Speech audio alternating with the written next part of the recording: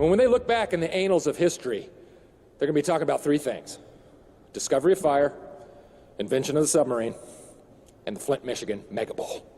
Who else reads books about submarines? My dad. Yeah. What do you think, Mr. Doc? I think I'm gonna get my ass kicked, sir. I don't think like that. Damn it to hell, don't go by the book. Think like a pirate. To say that 2020 has been a challenging year would be it'd be about the most 2020 understatement you could make. This year has been, I don't want to call it a disaster, but it has certainly had its challenges, and it's certainly had its struggles, hasn't it?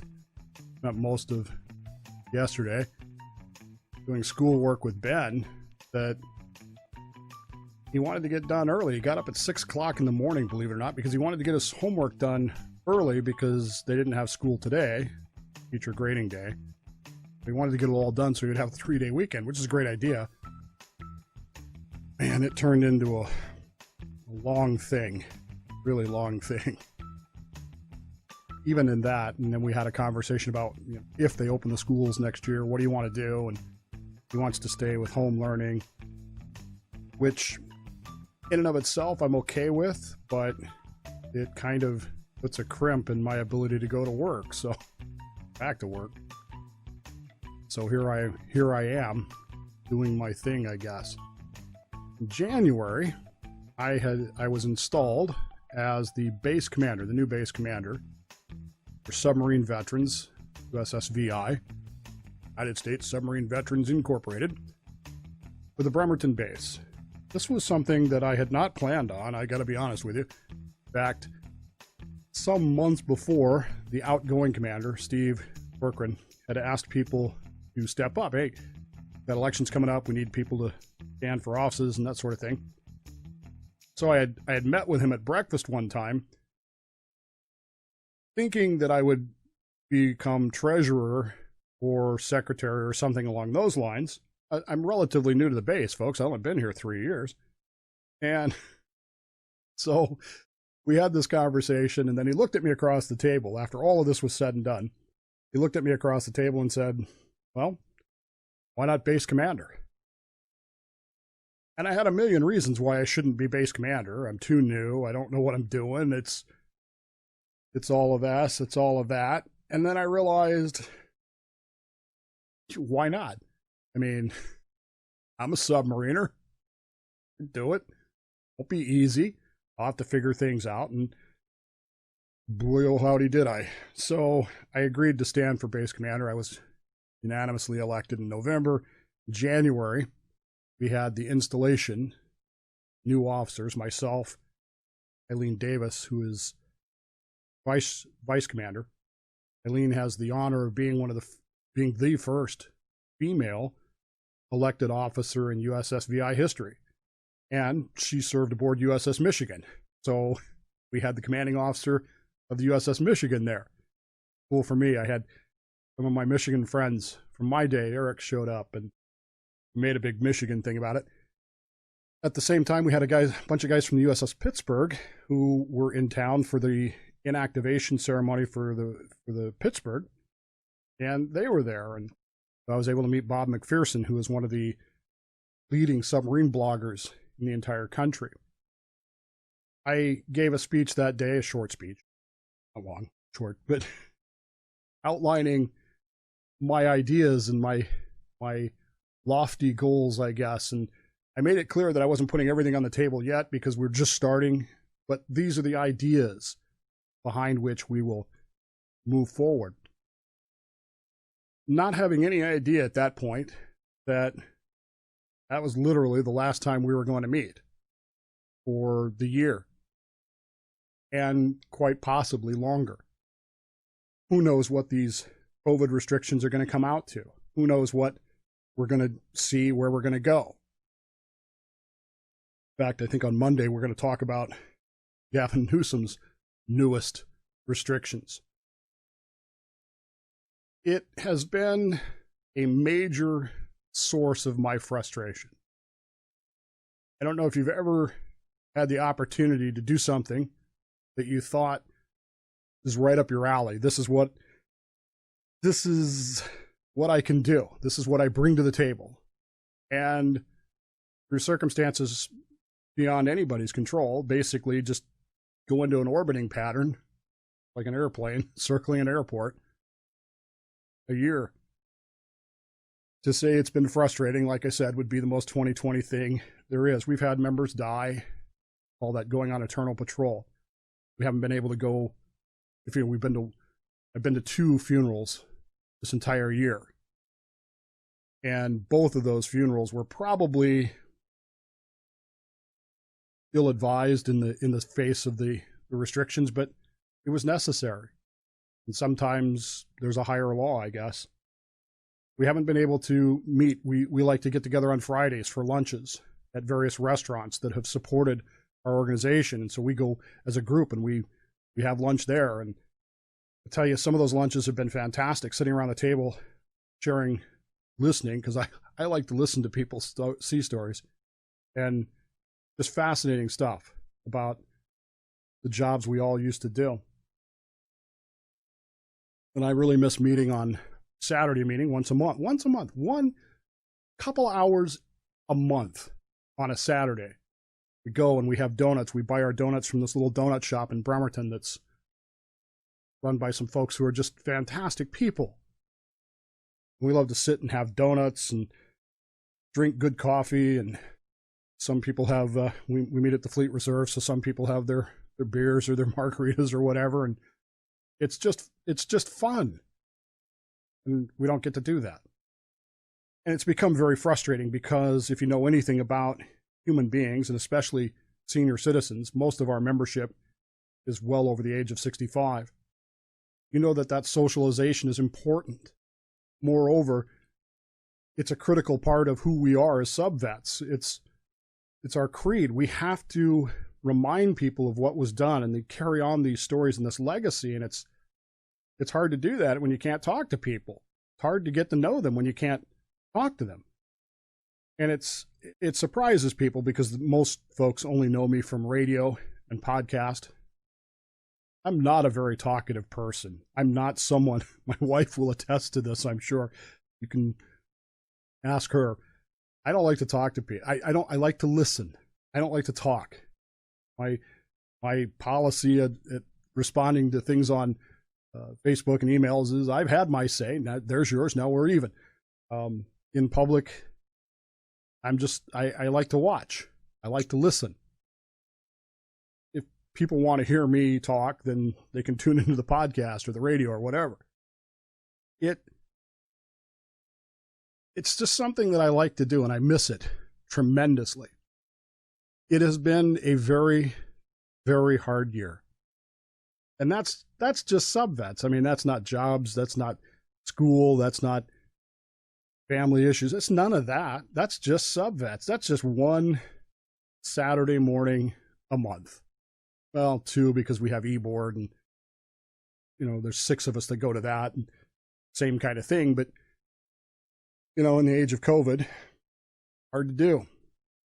But that's not to say that there haven't been good things that have come out of this. I was so frustrated, and I remember this very well.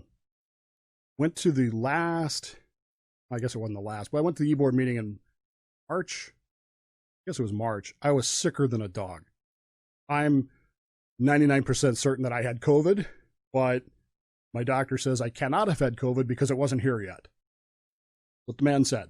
Had all the symptoms, but it wasn't here yet. So can't be COVID. It's got to be something else. I went to the meeting, which was a dumb thing to do, but I went anyway. And we canceled the March meeting the general meeting, because we had to, because of the requirements that were coming down. And I just got really frustrated, and I said, you know what? Screw this. We're doing a virtual general meeting.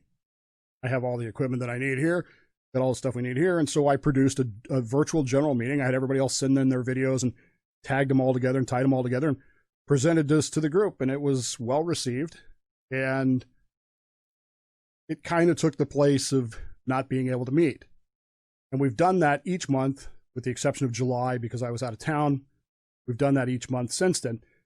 And it's evolved over that time. We've added elements to that. So if you're watching the YouTube video, this is essentially what the virtual meeting was with other people's videos tied into it. Now we've added the Zoom element to it. And after the meeting, we can all hang out in the Zoom meeting and just shoot the breeze. It's great. Not quite as good as being there, but pretty close. And we've had some really good discussions. One of the things I did, though, was I wanted to have guest speakers, because otherwise it's a pretty short meeting. And so I started interviewing submarine book writers, people who had written books about submarines. So went through a couple of those already, and then I got an email from one of our members, who's also a USS Michigan sailor, who sent me an email saying, hey, check this guy out. So I sent him an email, and I think he was kind of unsure of things at first, but we got in communication, ended up interviewing for the show. The interview that we did for the show was about 20 minutes long. And then he and I spent another, probably close to 45 minutes to an hour talking after that about our experiences, submarine veterans, all that kind of stuff. And out of the chaos that has been 2020 and out of the disaster that has been 2020, I met my friend Stephen Brock, who is also the author of a book called Bubbleheads, The Med Run, which you can get on Amazon.com. I highly recommend this book. It is different. If you're looking for Tom Clancy or Damacurio or something like that, this ain't that. This is the journal of a hypothetical, theoretical, fictional character making a med run on the USS Lapon back in the 1980s. At the time he was doing that, I was making ballistic missile patrols in the Pacific Ocean. And I can tell you that there's a lot of similarities. There's an entire chapter in here which will fascinate you about, the old Ginger Marianne argument. And I had forgotten about those kinds of things where we would just sit around for literally hours talking about the most off-the-wall, bizarre things you could possibly come up with. And whether or not this was better than that, or that was better than this, or family stuff, or history, or anything along those lines. Steve's book is full of those kinds of conversations and events, and it doesn't, you're not saving the world from the Russians. That's not what this book is. And because of that, Steve and I have become pretty good friends. In fact, Steve comes to our meetings now. He lives in Aiken, South Carolina, where I believe he is the treasurer of the Denizens of the Deep base. We are the USS Bonefish base. Where in Aiken, South Carolina, which is pretty near to where I used to live in Toccoa, Georgia, Steve has this very deep Southern drawl, very Shelby Foote-esque, that I'm so jealous of. I wish if I could change any one thing about my life, it wouldn't be my weight or my hair color or the need for it. It would be my voice. I would want that voice, but I have what I have and I have to work with it. So he's got that deep voice and he's fun to be around. He likes to smoke big fat cigars and drink percolated coffee like I do. And a couple of weeks ago, he said, hey, I want to ask you a question. What do you think of this idea? And the idea has become,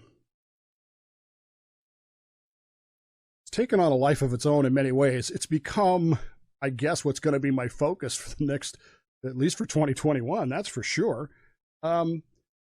He proposed the idea of doing a podcast, more of a video podcast, though, about submarines. From a USSVI perspective of things, but really from our experience 30, 40 years ago, and trying to draw people into that and talk about those kinds of things. And of course, this was music to my ears. What should we call it? I said, that's easy. Your book is Bubbleheads, the Med Run. We're going to go with Bubbleheads, the podcasts, which I then changed to podcasts, plural. There's a reason for that, but we're gonna do that, but it will be Bubbleheads the podcasts. That's important. That plural S is important.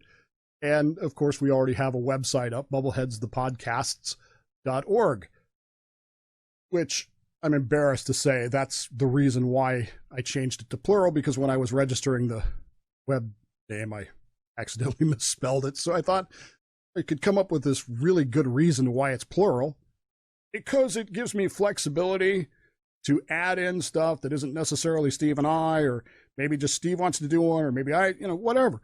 It's this whole arcing. No, it's because I misspelled it when I putting it together, and I didn't want to change it. So it's too much hassle to change. But Steve and I are going to sit down. We're going to start this podcast in January. It's something that I hope that you will enjoy. It's something that I hope you will listen to, and I hope you will be a part of. If you've got questions, if you've got comments, this is the kind of thing where, as long as it's not, classified, and a lot of what we did do is unclassified now, from what I understand, it'll be things to talk about. And we've put together some promo videos. Here's one of the questions I asked in the promo videos: how did you get into submarines? Now, this is before Steve had his microphone and everything. So this is me in Silverdale, Washington, and Steve in Aiken, South Carolina. Man, battle stations.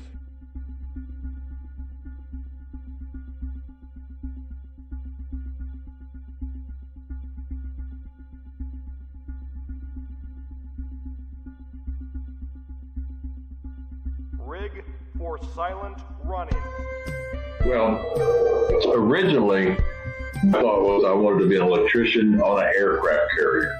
That just seemed great to me. That's really what I wanted to be. Nuclear wasn't even in my mind. I don't even know if I thought it existed. But the recruiter told me that those billets or jobs were hard to get, but he could get me on a submarine as an electrician right away. And then he asked me, would I be interested in taking a test to see if I qualified, which sucked me right in, and the rest, as they say, is history.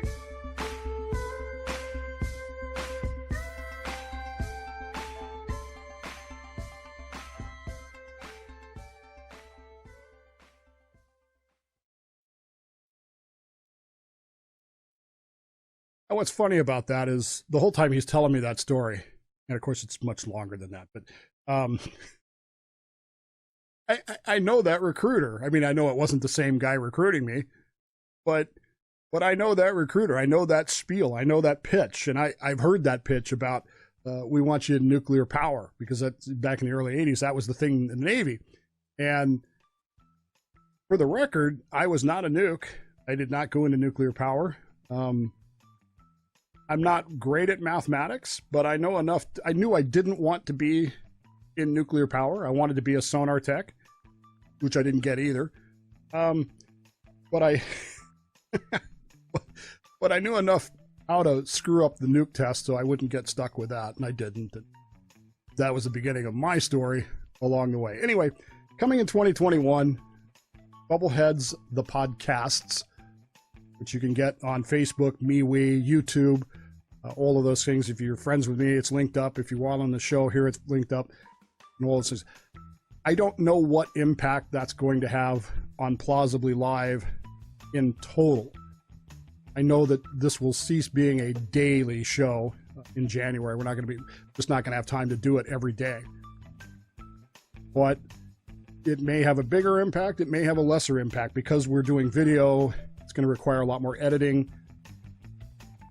and things are going to, we got to coast to coast. So we're communicating stuff, guests, interviews, that sort of stuff we got to set up. So it is going to be much more time consuming than I'm used to, but that's great. It's something that I'm passionate about, that I want to be a part of, that I'm really looking forward to. And if nothing else, out of the great 2020 fiasco will come Bubbleheads, the podcasts. And I'm pretty excited about that.